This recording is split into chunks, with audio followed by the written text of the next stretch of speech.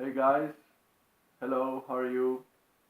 First of all, thank you very much for your interest, for your questions, for following me in my adventure. I've got here all the questions you did, so I will try to answer one by one the best I can. So let's go with the first one. What's the thing you are most afraid of and why? Well, the thing I'm most afraid of is dying. You know, in every adventure there are few risks like the storm, the lightning, when you are hungry, no food, no water, when you have to face dangerous situations with people, with wild animals. But the most difficult thing is when you have to face death. Um, that's the thing I'm most afraid of. Obviously, no one of us wants to die. Um, you have a family, you have friends, and in every adventure, you have to plan and to organize everything uh, the best you can in such a way that everything is under control as much as possible. There are no things that happen out of your control, so you have to plan the visa, the vaccines, the illness, the wild animals, what kind of food you can eat, also physical and mental preparation, so you are very well prepared to face every challenge. So let's go with the next one. The second one is more or less what we're talking about is any mental training. Well, no especially, but when you, well, okay, let's go with the second question. Sorry for the call I received in my mobile, but any mental training.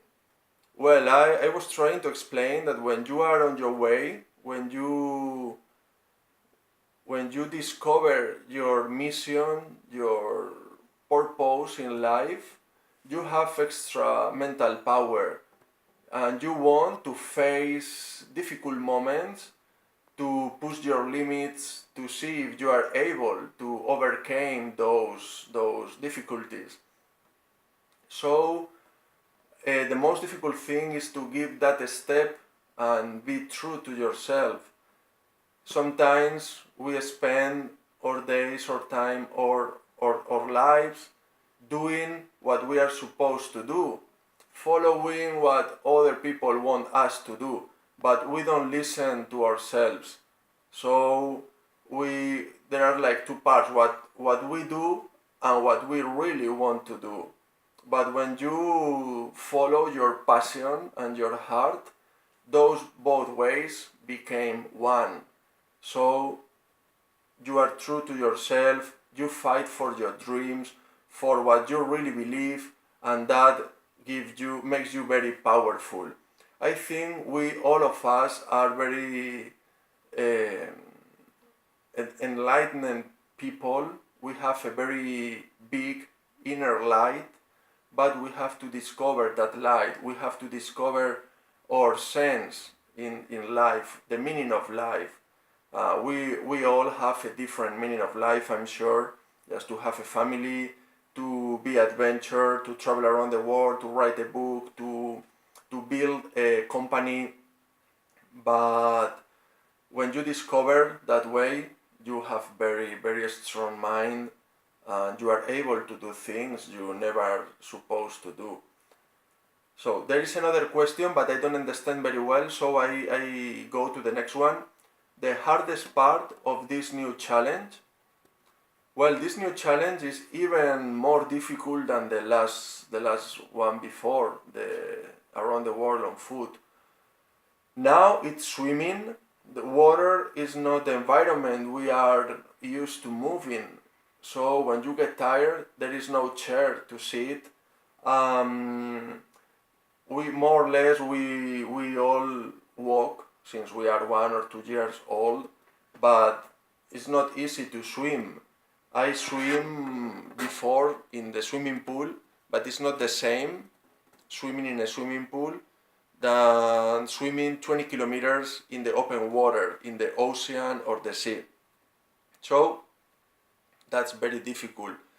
I have to train every day, at least 2 or 3 hours per day. In the swimming pool, I travel to the coast, rivers, lakes, to train the swimming in the open water, long distance, between 7, 10, 12 kilometers. You have to take reference so you don't get lost. You swim in that way.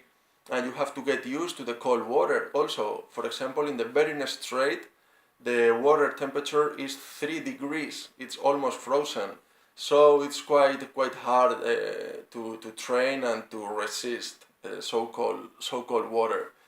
You have to be ready also for the wild animals like jellyfish, like sharks. It's also very difficult because you have to fly to different parts of the world, some of them quite far, like the Bering Strait or Papua New Guinea in Indonesia, very close to Australia, and also in Egypt, in Jordania. Well, there are also like the permits, the visa, the food, and all the flights. And it's not, I will travel with a team also, with a sportive doctor, with one or two cameras. We want to make a documentary about this expedition. So there is a lot of work behind that no one sees. People will see when I jump in the water and start swimming, but I've been for 1 year working very hard on this every day. Doesn't matter if it's sunny, cloudy, raining, if it's warm or cold, if it's Monday or Sunday. Every day, when you work on your passion, there is no difference between your spare time and your work, your job. Everything is focused on a goal, and this goal is to link the 5 continents swimming. The people I talk to, the books I read, everything leads to this purpose. Next question: how will you face the cold water? Well, as I told before, I've been training in the north of Spain, in the Cantabric Sea. In the months of January and February, the water is around 10 degrees. It's not 3 degrees, but it's quite cold. I will use also a wetsuit, a very thick one. Well, there are many situations I never faced them before. For example, I never swim with sharks. So let's see how I react when I have a shark close to me. So that's the way. Sometimes I have cold shower also. That's the way I train. And the other question is, ¿qué harás si ves un animal peligroso? They say it's very important to keep calm, not to get nervous. And in the sea, if there is a shark, they say that you should, instead of being in this position, horizontal, you should put your body in the vertical position and move your legs. Why? Because nothing in the sea do this behavior. So the shark get a little bit confused and go away. So, well, I would like to see if when there is a shark close to me, I am so calm to do this position and dance and move my legs. I will tell you what happened. And also it's very dangerous, the jellyfish. There are like the Portuguese man o' war is a very dangerous jellyfish. It's not exactly a jellyfish, but more or less the appearance is like this. Some bites are like as poison as the cobra snake. So you have to take care with the doctor and check all the hospitals and an emergency boat, so you are ready in case something dangerous happen. Next question. Si nadando un estrecho sientes que no puedes más o que no puedes continuar, ¿qué harías? Well, I hope I never reach that point. I've been training hard, so I hope I'm able to cover a long distance, like 15, 20, even 25 kilometers, like in the Red Sea, and I don't reach that point. I'm sure there will be very difficult moments. Sometimes, talking to other long distance swimmers, they say that they cry swimming. They think in their family, they think in the reason they are swimming for. In this case, I am swimming for the oceans, for the environment. So when you do something and you know it's useful, it's useful for something, gives you extra strength. Um, well, I will think also in a lot of people. Uh, Sorry, well, they call me a lot. We keep on, we keep on. We don't cut the interview. So, well, my head went away. I will call later. So I think also in a lot of anonymous people, very brave in the world. I mean, people who fight to face an illness like a cancer, or people who fight to survive in a war, and all those people who work to have a little bit of food to eat in the world, in many countries in the world, and they don't appear in the mass media. You don't see their lives, their stories in the newspaper or in TV. And all that people who fight, who is brave, give me a lot of power.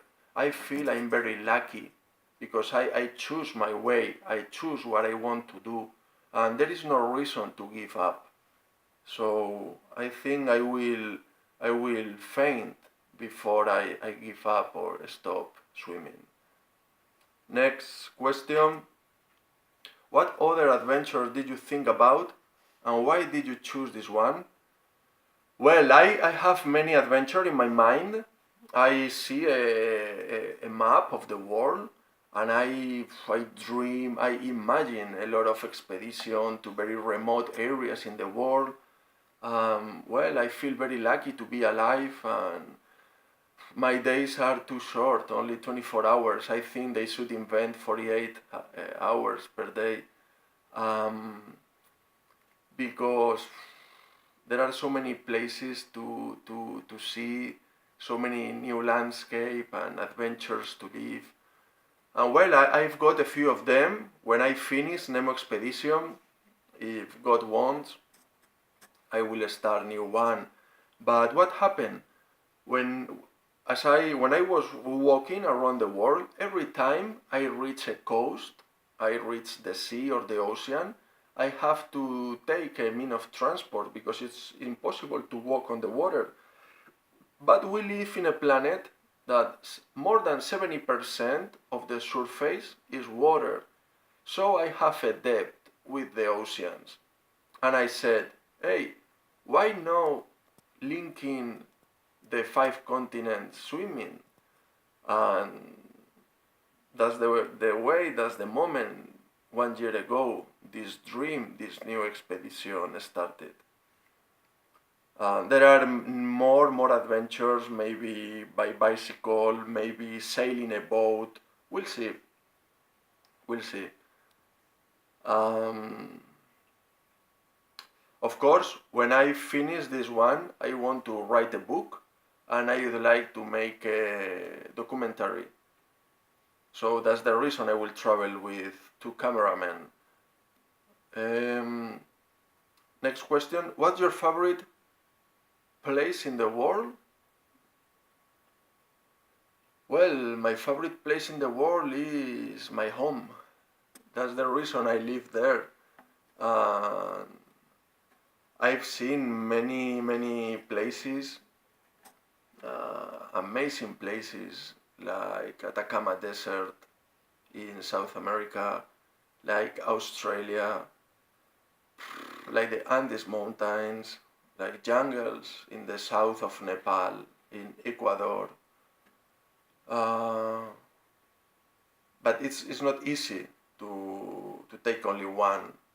I think every place is special because of people, because of the food, because of the experience we all have in those places.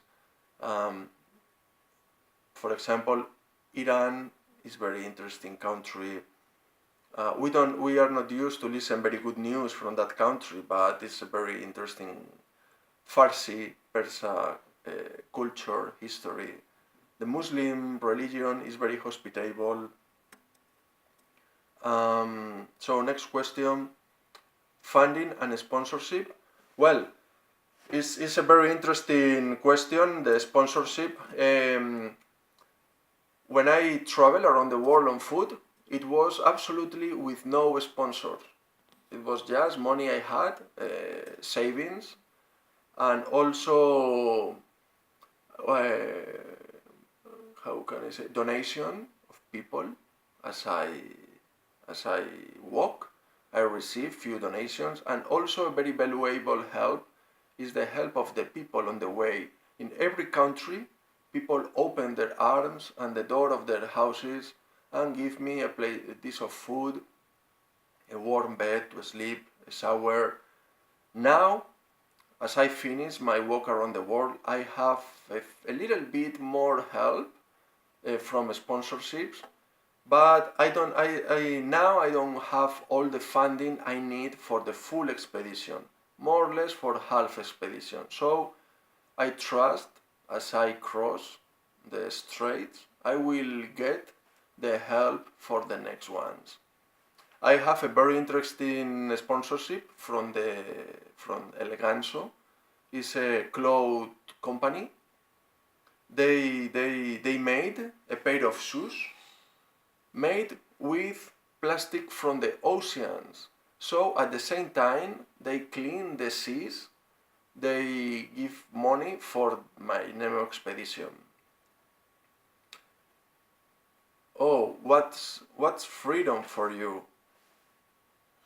Well, freedom for me is, well, I don't know what's freedom for me. Freedom, I suppose, is to live with few things, so you don't depend on anything.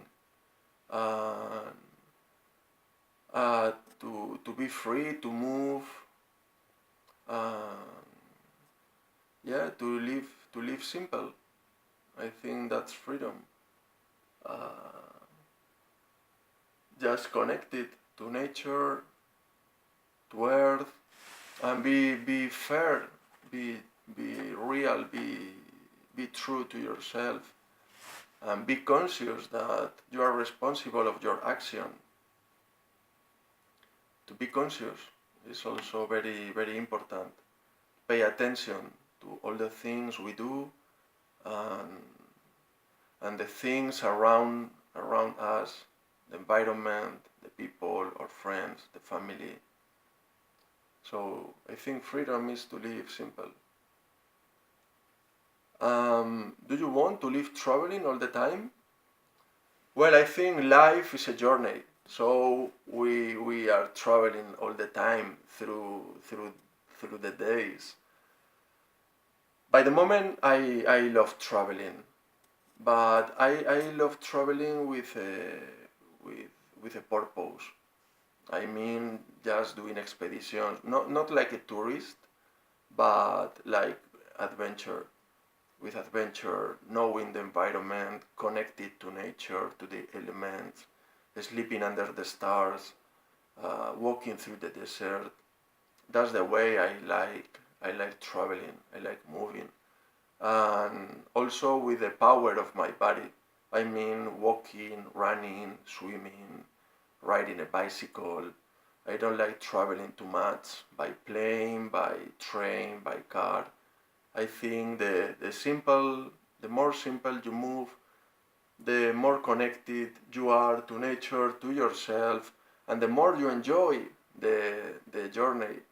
When you fly, when you travel by plane, The only important thing is the destiny. But when you travel walking or you travel by your means of transport, everything is important. Every second, every meter, every people you met. So by the moment, I'm afraid I will keep on traveling. So thank you very much for following me. I send you very warm regards. I hope you enjoy this interview. And sorry for my accent, my English level is not very good, but I try my best. And I hope one day we have the chance to meet us face by face or face to face and enjoy. Thank you very much. See you soon. Ciao.